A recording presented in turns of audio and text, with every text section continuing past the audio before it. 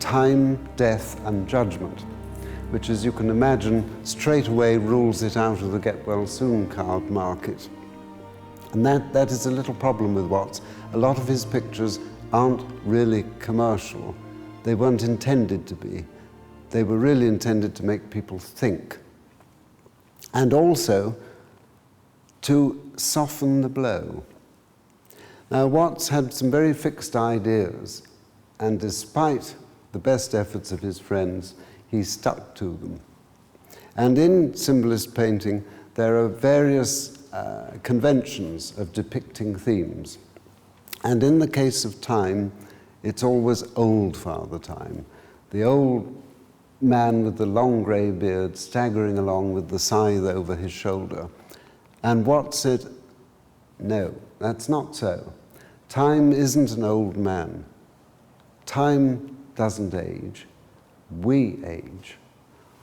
All time does is go relentlessly forward, regarding nothing. And he says in his notes to the picture, time, going relentlessly forward, looking to neither right nor left, his piercing blue eye regarding nothing. And as you can see, looking at the face, it is a blind stare.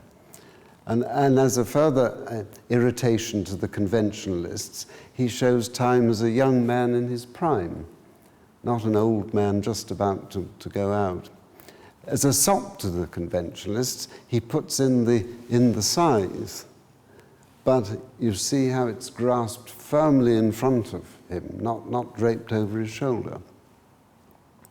And he is walking hand in hand with death.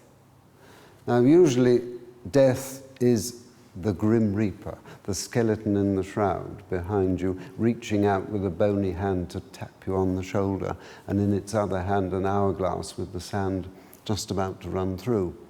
And that, it has to be said, is what it was for most of the Victorians. It was always 2 steps behind.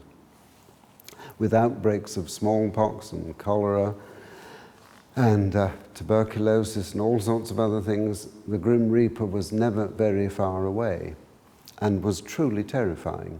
But Watts said, no, it's not really like that. Death is like a sorrowing mother who just gathers her children back to her and says, it's all over, now you can rest.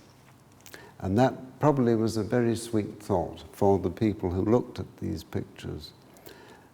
Poor old Death, you see, looks exactly like what my grandmother might have called a dying duck in a thunderstorm, dear, because everything she touches dies and it saddens her. You see how she's picked flowers.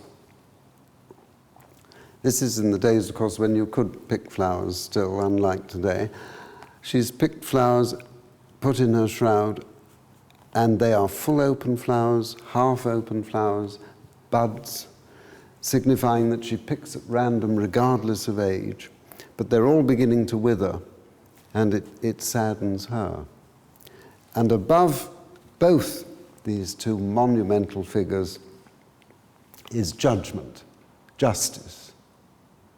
Now, there are various ways of depicting justice.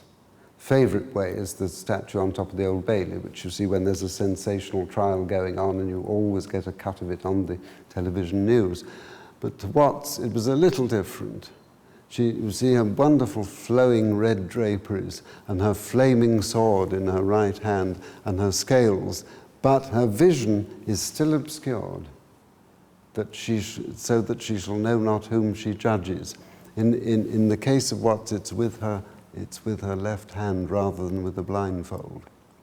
But she's marching forward in an avenging way. Quite frightening, really. And round these 3 great figures is circling what he called the golden disk of the sun and the silver disk of the moon at the side, which isn't awfully plain until you pick it up, the 2 halves of it, and the green disk of the earth at the bottom. So in a way, it's sort of New Age stuff, but typical of Watts, it's 100 years before anybody else had thought of it. And these pictures were painted really for public places. You can see straight away that it's not a picture for an average domestic house. If you could get it through the door, which is doubtful, if you hung it on the wall would probably fall down because it weighs about 500 weight.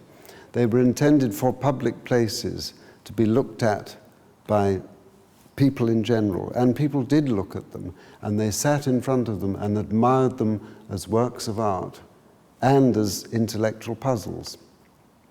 And I don't doubt got a great deal of satisfaction from working out all the internal imagery and then going home to tea feeling very pleased with themselves.